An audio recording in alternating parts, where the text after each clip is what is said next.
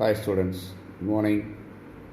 So நம்ம next பார்க்குறது Newton second லா.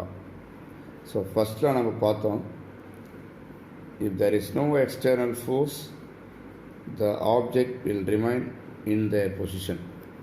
ரெஸ்ட்டில் இருந்தால் ரெஸ்ட்டில் இருக்கும், மூவிங்கில் இருந்தால் மூவிங்கில் இருக்கும். எக்ஸ்டர்னல் ஒரு ஃபோர்ஸ் ஆக்ட் பண்ணால் தான் அது மூவ் ஆகும், இல்லை சேஞ்ச் ஆகும். ஓகே, ஸோ இப்போ இங்கே என்ன சொல்கிறாங்க பாருங்கள், the force acting on an object is equal to rate of change of momentum. rate of change of momentumனா டைமை பொறுத்து மொமெண்டம் எப்படி வேரியேஷன் ஆகுது அப்படின்னு அர்த்தம். ஸோ அப்படி வேரியேஷன் ஆகக்கூடியது எப்படி இருக்குதுன்னா, அந்த ஆப்ஜெக்ட் மேலே ஆக்ட் பண்ணக்கூடிய ஃபோர்ஸுக்கு ஈக்குவலாக இருக்குது. ஸோ ஃபோர்ஸுங்கிறதுக்கு எஃப்பு, பிங்கிறது மொமெண்டத்தை குறிக்கும், வேரியேஷனுங்கிறதால டிடி டிபி. டிபி பை டிடினா இந்த ஸ்மால் அமௌண்ட் ஆஃப் டைமுக்கு எவ்வளோ small amount of momentum variation ஆகுது. ஓகே, ஸோ அப்போ எப்போல்லாம் மொமெண்டம் வேரியேஷன் ஆகுதோ அப்போ கண்டிப்பாக அங்கே என்ன இருந்திருக்கும், ஒரு ஃபோர்ஸ் ஆக்ட் ஆகிருக்குது அப்படிங்கிறது அர்த்தம். நமக்கு தெரியும் மொமெண்டமுக்கு என்ன ஃபார்முலான்னு ஃபஸ்ட் லெசன்லேயே பார்த்துருக்குறோம், P is equal to mv. P is equal to mv.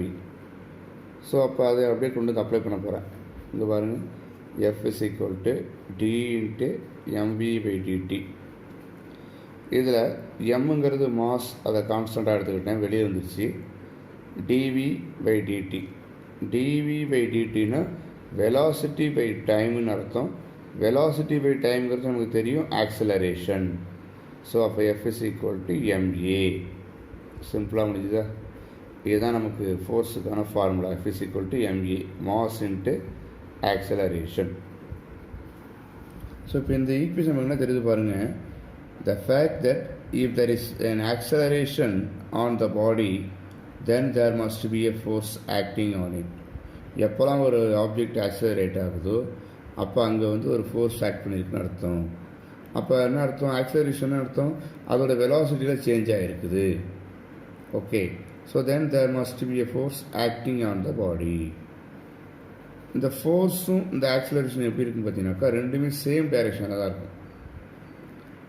For example, இப்போ நம்ம ஒரு டேபிளை தள்ளுறோம், நம்ம எந்த டைரெக்ஷனில் தள்ளுறோமோ அது ஃபோர்ஸ் அப்ளை பண்ணுறது, அதனால் அது மூவ் ஆகுது இல்லையா, அதோட வெலாசிட்டியில் வேரியேஷன் ஆகுது, வேகமாக தள்ளதில் இன்னும் வேகமாக போகும். அப்போ அது ரெண்டுமே ஒரே டைரெக்ஷனில் தான் இருக்குது. Okay, right. Next, the Newton's second law was paradigm shift from Aristotle idea of motion.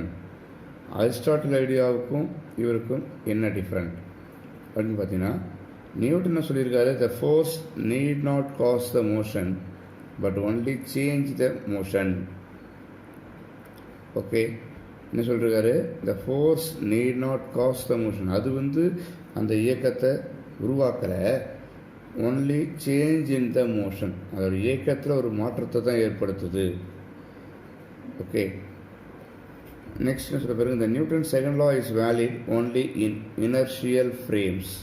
Inertial ஃப்ரேம்னா என்ன அப்படின்னு கேட்டிங்கனாக்கா, இங்கே அப்படி என்னவாங்க, இங்கே பாருங்க, if an object is free from all forces then it moves with a constant velocity or remain at rest when seen from the inertial frame. So அப்போ இனர்ஷியல் ஃப்ரேம்னு வார்த்தை வருது இல்லை, அதுக்கு மேலே சொல்கிறாங்க பாருங்கள், there exists some special cases set of frames in which if an object experiences no force it moves with a constant velocity or remain rest. So this kind of frames is called inertial frame. இந்த மாதிரியான ஃப்ரேமுக்கு தானே பேர் inertial ஃப்ரேம்னு பேர். அப்போ அந்த inertial ஃப்ரேமில் தான் இது வேலிட் இருக்குது. இன் நான் inertial frame Newton second law cannot be used.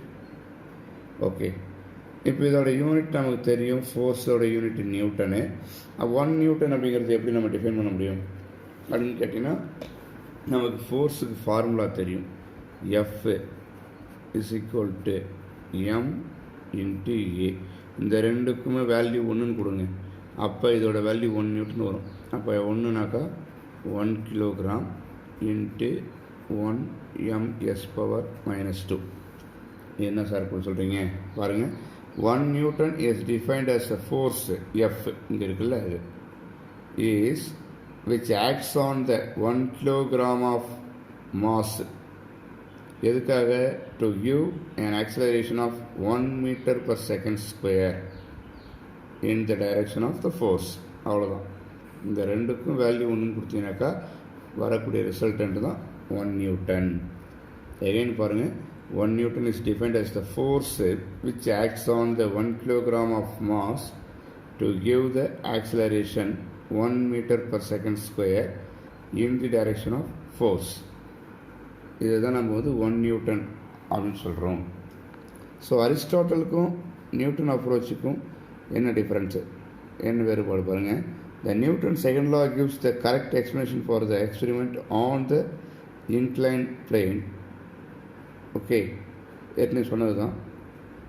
In normal cases where friction is not negligible, once the object reaches the bottom of the inclined plane it travels some distance on the stops. Okay, it stops because there is a frictional force acting on the direction opposite to the velocity. அதாவது என்ன சொல்கிறாங்கன்னா, அந்த Newton second லா அப்படிங்கிறது கரெக்டான ஒரு explanation கொடுக்குது அப்படிங்கிறத நம்ம ஏற்கனவே பார்த்தோம். என்னென்னு கேட்டிங்கன்னா, நான் சாதாரணமான ஒரு இதில் ஒரு ஃப்ரிக்ஷன் அப்படிங்கிறது நம்ம தவிர்க்க முடியாத ஒன்று. ஓகே, அது என்ன பாருங்கள், when the object reaches the bottom of the inclined plane, அந்த இன்க்ளைன்ட் பிளேனோட பாட்டம்க்கு வந்த உடனே it travels some distance and stops, கொஞ்சம் தூரம் போயிட்டு அப்புறம் நின்றுடுது. எதனால் அது நிற்குது? It stops because there is a frictional force acting in the direction opposite to the velocity. அது எந்த டைரெக்ஷனில் மூவ் ஆகுதோ அதுக்கு ஆப்போசிட்டாக ஒரு ஃப்ரிக்ஷனல் ஃபோர்ஸ் ஆக்ட் பண்ணுது. அதனால் அந்த வெலாசிட்டி குறைய ஆரம்பித்து நின்றுடுது. ஸோ அது கொடுத்துருக்காங்க பாருங்கள். This is the frictional force that reduces the velocity of the object to 0 and brings to rest. ஆனால் அரிஸ்டாட்டில் என்ன சொல்லிருக்காருன்னா, as soon as the body reaches the bottom of the plane, it can travel only small distance and stop because there is no force acting on it. அதாவது அங்கே எந்த விதமான force கொடுக்கல நம்ம move பண்ணுறதுக்கு, அதனால் அது ஆஃப் ஆகிடுச்சு அப்படின்னு சொல்லியிருக்காரு. So essentially he did not consider the frictional force acting on the object. அவர் அந்த ஃப்ரிக்ஷனல் ஃபோர்ஸ் அப்படிங்கிற ஒரு விஷயத்தையே மைண்டில் வைக்கல. அதே மாதிரி பாருங்கள், இப்போ அரிஸ்டாட்டிலோட இதுக்கும் கலீலியோட இதுக்கும் பார்க்குறோம். அரிஸ்டாட்டிலுக்கு நெட் ஃபோர்ஸ் எக்ஸ்டர்னல் ஃபோர்ஸை பொறுத்து இருக்குது. நெட் ஃபோர்ஸுங்கிறது 0. இதில் இது Galileo and Newton. There is 0 net force on the object when moves with a constant velocity.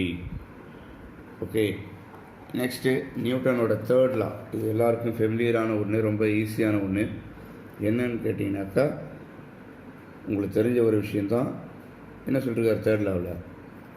It state that for every action there is an equal and opposite reaction. அப்போ F12ங்கிறது ஒரு ஃபோர்ஸ்னு வச்சுக்கிட்டாக்கா, ஆக்ஷன் வச்சுக்கிட்டாக்கா, minus F21ங்கிறது reaction. ஏன்னா every action that is an equal, எஃப்க்கு நேராக ஈக்குவல் போட்டிருக்காங்க, அண்ட் ஆப்போசிட், அதனால் மைனஸ் சிம்பிள் போட்டிருக்காங்க. சரிதானா? நிறைய எக்ஸாம்பிள் சொல்லலாம் இந்த தேர்ட் லாவுக்கு. ஃபஸ்ட்டு இங்கே பாருங்கள், நம்ம நடக்கிறத கொடுத்துருக்காங்க. நாம் எர்த்துக்கு ஒரு ஃபோர்ஸ் அப்ளை பண்ணுறோம், அது ரியாக்ஷன். அதுக்கு ரிப்ளையாக நம்மளை அது நகர்த்துது, நகர்த்த வைக்குது, அது ரியாக்ஷன். சரிதானா? இதுமாதிரி ஏகப்பட்ட எக்ஸாம்பிள்ஸ் இருக்குது. ஸ்விம்மிங் பண்ணும்போது நம்ம புல்லட்டை வச்சு, அதாவது கன்னில் புல்லட்டை ஃபில் பண்ணி ஷூட் பண்ணும்பொழுது நிறையா கேசஸ் இருக்குது. பின்னால் நம்ம பார்ப்போம். இப்போ பாருங்கள், இந்த டிஸ்கஷன் ஆன் நியூட்டன் லாஸ் என்ன சொல்கிறாங்க? இந்த equation F is equal to ma is the vector equation. F vector is equal to ma vector. mங்கிறது மட்டும்தான் ஸ்கேலார், மற்ற ரெண்டு vector. And that essentially it is equal to 3 scalar quantities. இது இதில் 3 scalar quantities இருக்கணும் அப்படிங்கிறாங்க.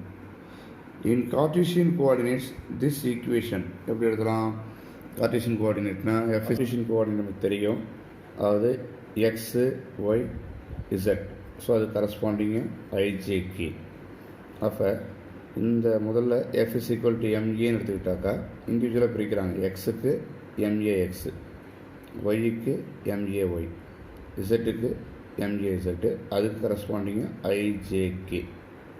இப்போ ஃபஸ்ட்டு எஃப்எக்ஸ் மட்டும் எடுத்துக்கிறேன். இந்த பக்கம் வந்து அப்போ நேராக வந்து எம்ஏஎக்ஸ், இந்த ஐ கேன்சல் ஆகிடுது. அப்போ எம்ஏஎக்ஸ் இல்லையா? அப்போ என்ன அர்த்தம்னாக்கா இதில் இந்த ஆக்சலரேஷன் அப்படிங்கிறது எக்ஸ் டைரக்ஷனை பொறுத்து மட்டும்தான் இருக்குது. Along the x direction depends only on the component of the force acting on the x direction. ஒய்னாக்கா அந்த ஒய் டைரக்ஷனில் இருக்கக்கூடிய அந்த காம்பனண்ட்ஸ் இருக்கு இல்லையா, only on the component of force acting along the y direction. So likewise இசட்டில். Okay. So from this above equation we can infer என்ன தெரிஞ்சுக்கிறோம்? the force acting along the y direction cannot alter the acceleration along the x direction.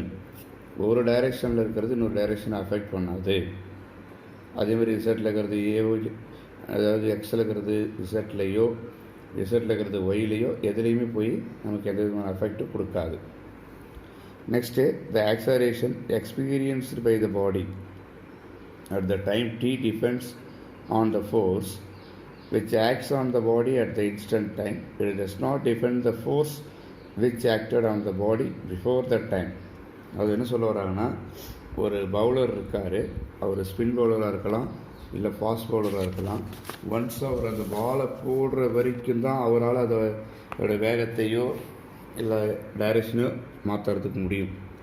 Once அவரோட கையை விட்டு விலகி வந்துடுச்சுன்னா அந்த object மேலே ரெண்டு விதமான ஃபோர்ஸ் மட்டும் தான் ஆக்ட் பண்ணும்.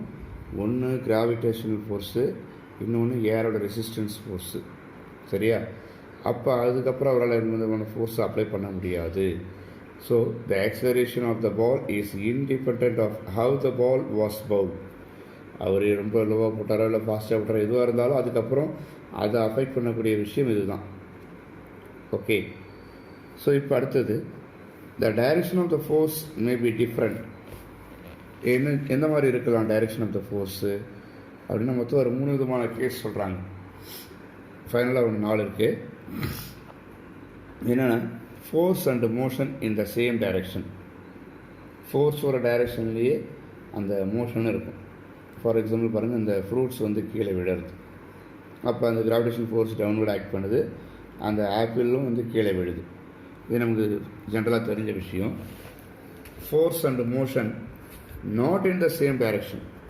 ரெண்டு சேம் டைரெக்ஷன் இல்லை. எப்படி?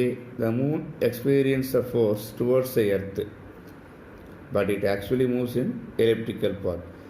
எர்த்தோட ஃபோர்ஸ் காரணமாக மூன் நம்மக்கிட்ட தானே வரணும், அப்படி வராமல் அது ஒரு எலிப்டிக்கல் பாத்தில் ரொட்டேட் ஆகிட்டு இருக்குது. So in this case direction of the force is different from the direction of motion.